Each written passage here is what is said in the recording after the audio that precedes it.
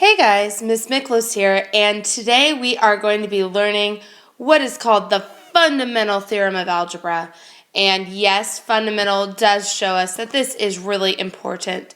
And what the fundamental theorem of algebra is, it's actually a method for us to go ahead and solve higher order polynomials. So let me go ahead and list out the steps that we're going to be following today. The very first thing we're going to be doing today is setting up synthetic division. And we're going to do that just like we did in our previous lecture, where we're making sure we're not missing any terms, our polynomial is in descending order, and we're writing out all the coefficients. The next thing that we need to do is choose the box number. This time, it is not going to be given to us as x equals blank or divided by x minus blank. So we need to do a little bit of work here in order to figure out what number we should put in the box. So we're going to have to figure out what the possible rational zeros are. And just kind of to backtrack back to the very beginning of this year, we learned that a rational number is any number that can be written as a fraction of integers. So the way that we find possible rational zeros, we take the factors of the constant divided by the factors of the leading coefficient. Those are going to give me the options that might possibly work, and we're going to have to choose one of those. We know one of those is a zero when we get a remainder of 0. So I'm going to have to use some trial and error here and keep going until I get a remainder of 0. We learned that every time we use synthetic division, our polynomial drops 1 degree. So we're going to repeat this process until our function is quadratic. And then we are going to solve for all of the remaining zeros because we know how we can solve for a quadratic function. So these are the 5 steps that we're going to use on every problem today. Now keep in mind, on some of these problems on a test, there might be an easier way like factoring in order to solve this, but this is going to be a really helpful method for us to fall back on. Number 1 here, we have f of x equals x cubed plus 2x squared minus 11x minus 12. So we're going to go ahead and use synthetic division to set this up.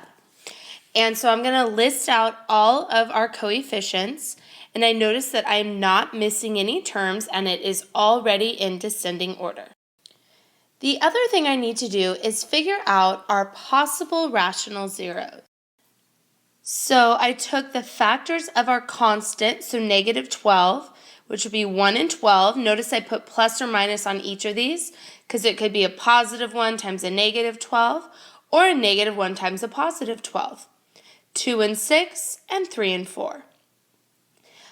Then I divided by the factors of my leading coefficient, which was 1.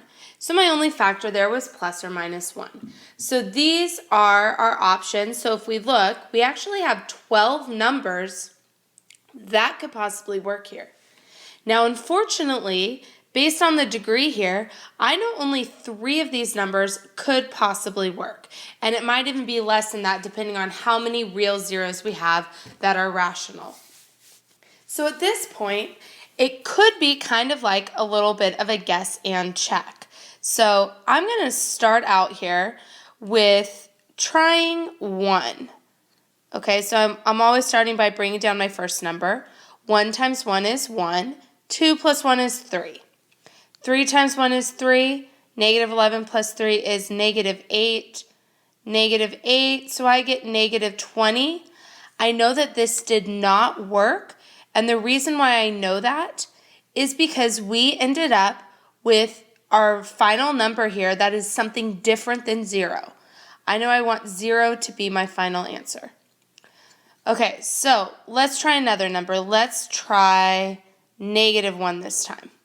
1 times negative 1 is negative 1. When I add, I get 1. 1 times negative 1 is negative 1. When I add, I get negative 12.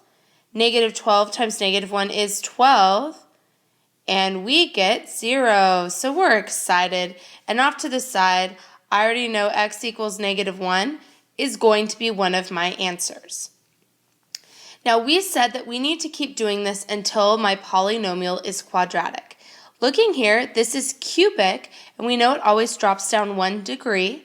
So this is going to become x squared plus x minus 12 equals 0. And we've learned 4 different methods to solve quadratic functions: factoring, square roots, completing the square, and quadratic formula. I always try and see if we can factor first. So I'm going to think, are there any factors of negative 12 that add up to be 1? And I'm going to try positive 4 and negative 3. And if I check my inside and outside, I get negative 3 plus 4 is 1. So I'm going to set both of these factors equal to 0. And I get x equals negative 4 and x equals positive 3. So my answers here are going to be x equals negative 1, x equals negative 4, and x equals 3. Just so you guys know, if we had tried negative 4 or 3 in the box right away, it would have worked. So any of these 3 values would have worked in here. It would have given me a slightly different polynomial, but it would have been a polynomial that we could have then gone ahead and factored and gotten our other values. Okay, so this is a really good example of a problem where I have to use the fundamental theorem of algebra in order to solve it. Looking at number 2, this is a good reminder that some of the problems we do not have to use our fundamental theorem of algebra. And the reason why I'm saying this is because this is already quadratic. And just so you are aware, we could always use this method to solve. The reason why we stop after it's quadratic is because we don't always have answers that are rational numbers. Sometimes we have radicals, sometimes we have imaginary values, and those are difficult to get out of synthetic division. This problem, since it's quadratic, I'm just going to go ahead and set it equal to 0 right away.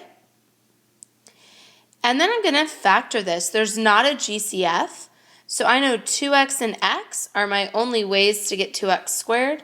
And then I'm going to try minus 1 and plus 2, because 4x minus x is 3x.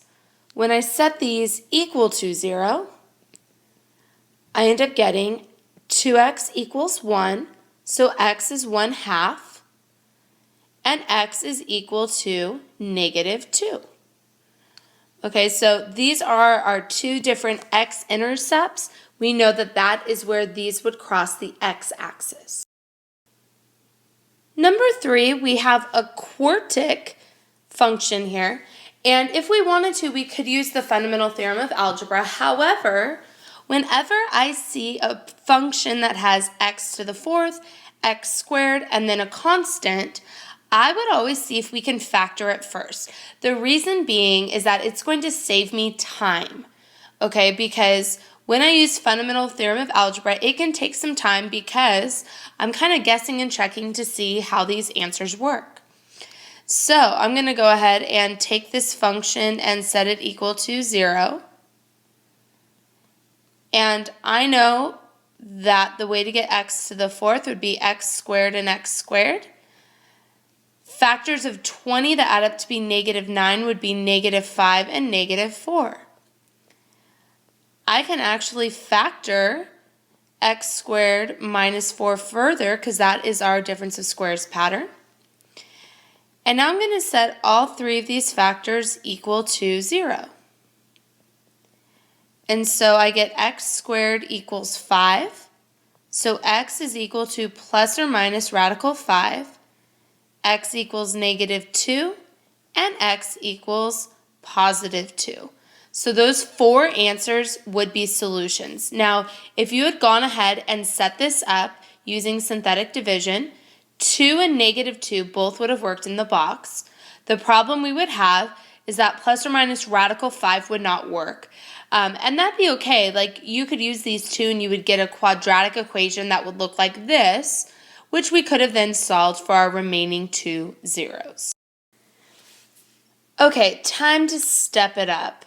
So what makes number 4 more difficult is that I have this function that is quartic, and look how many terms we have. This definitely does not look like something that's factorable, so I am going to have to use the fundamental theorem of algebra, or we also call this solving with synthetic division. So this time, my possible rational zeros, I found all the factors of 12 divided by the factors of 2. So now I need to go through and actually figure out what these would be. So 1 divided by any of these just gives us that number back, so I'm just going to write those all out.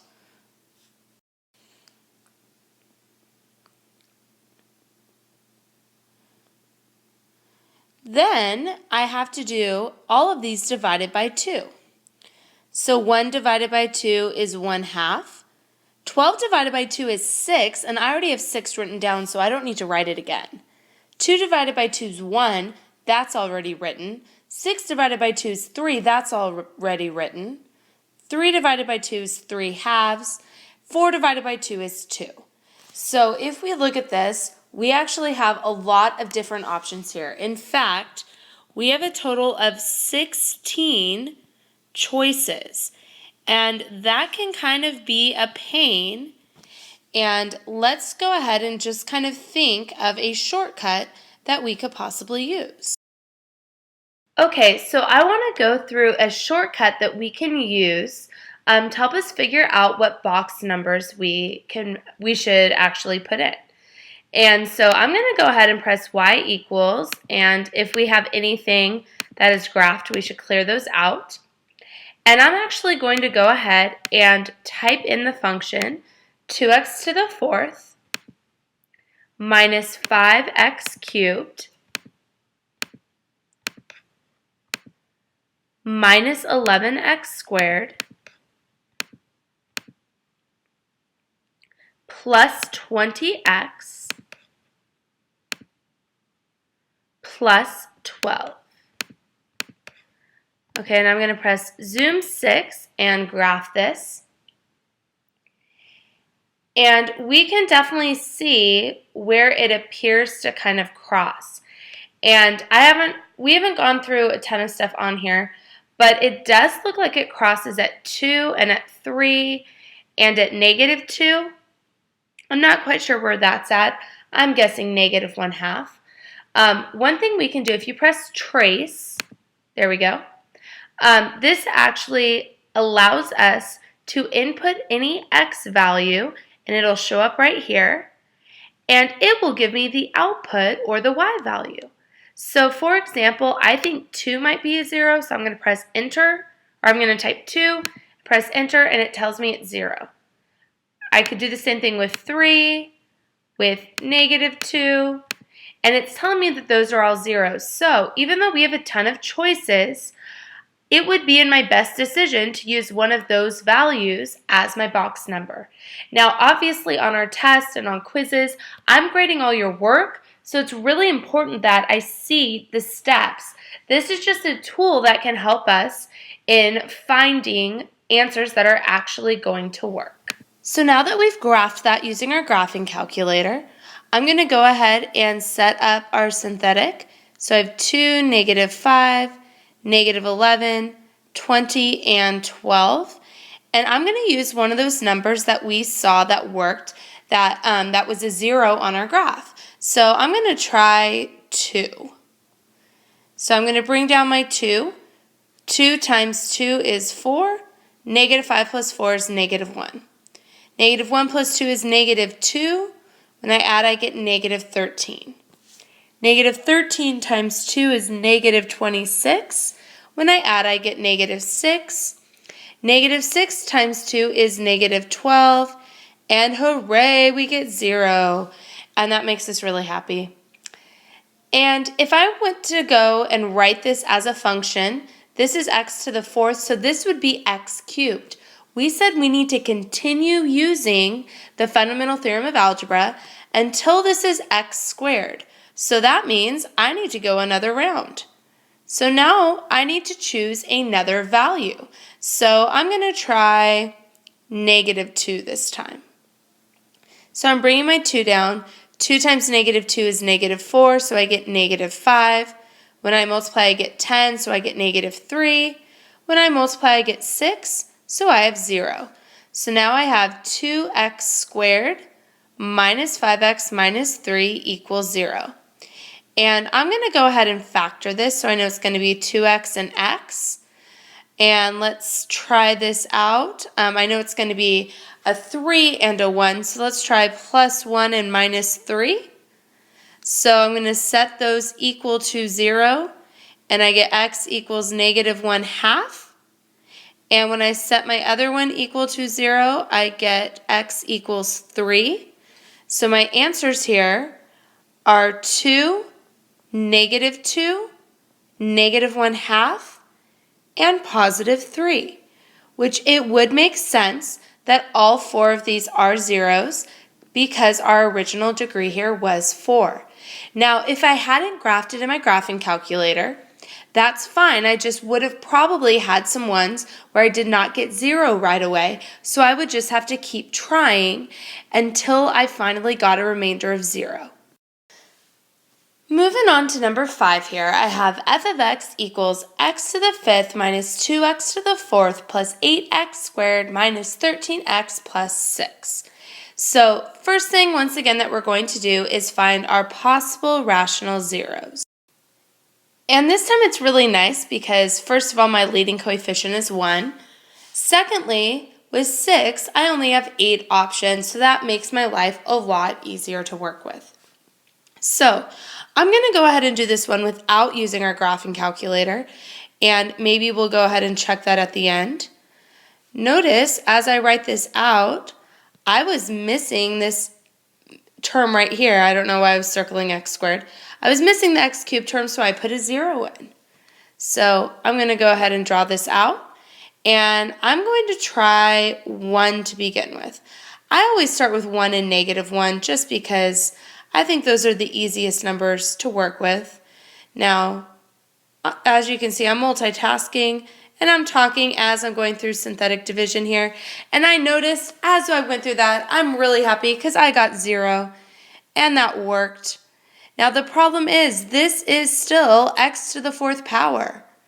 So I know I need to use synthetic division again. The nice thing though, is my constant is exactly the same. So I know that I can use the same exact options. So let's set this up again. This time, why don't we try something like negative 2. So I'm going to do 1 times negative 2, which is negative 2. When I add, I get negative 3. When I multiply, I get 6, so I get 5. When I multiply, I get negative 10, negative 3. So I get 6, which is 0. So once again, I'm very happy. We know that 1 works. We also know that negative 2 works. Now, this time my constant is negative 3. And let's just kind of recap. My original problem was x to the 5th, so that's x to the 5th. This is x to the 4th, which means this is x cubed. Since this is not yet quadratic, I need to keep going.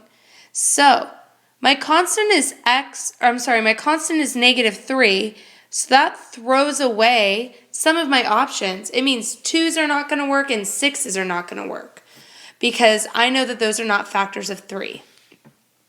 So, let's try some things we haven't tried yet. Let's try negative 1. So 1 times negative 1, I get negative 4, which is 4, so I get 9. I get negative 9, which I can see already is not going to work. So I'm just going to erase this. So 1 down, a few more options to go. Let's try 3. Okay, so I get 3, which is 0, 0, 5, 15. Nope, that one's not going to work either. Okay, once again, I know these are not working because it's not giving me a remainder of 0, and that's what I want as my final remainder. So let's try negative 3. So negative 3, I get negative 6, which is 18. I can kind of tell at this point, this is not going to work because I'm going to get 23 and then a big negative number. So let's erase. And I have a slight problem here because I'm noticing that everything that we've tried didn't work. Okay, and we've already tried 1 We've already tried -1, we tried 3, we tried -3. So what I'm going to do, I'm actually going to try 1 again. And we've learned previously that things can work more than one time, and we call that a double zero. Okay, so I've gone ahead and graphed this function in my graphing calculator, and I'm going to press zoom 6. And as I'm waiting for it to graph here, I noticed something really interesting.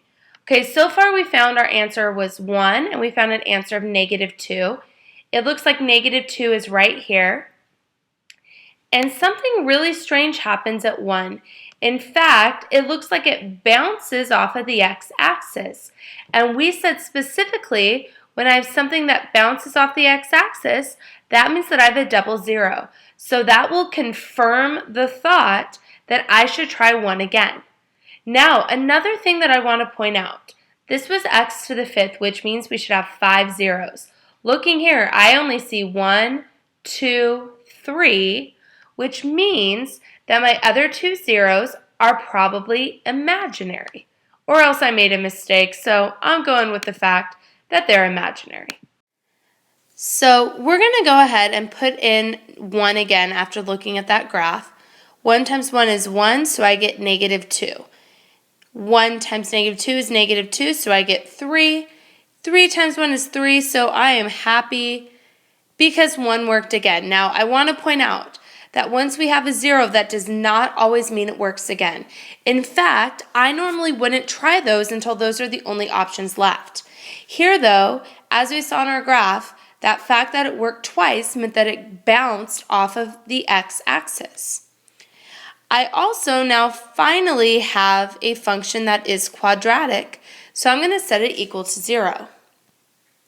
Now, I cannot think of any factors of +3 which add up to be -2, which means I can either use quadratic formula or I'm going to have to complete the square.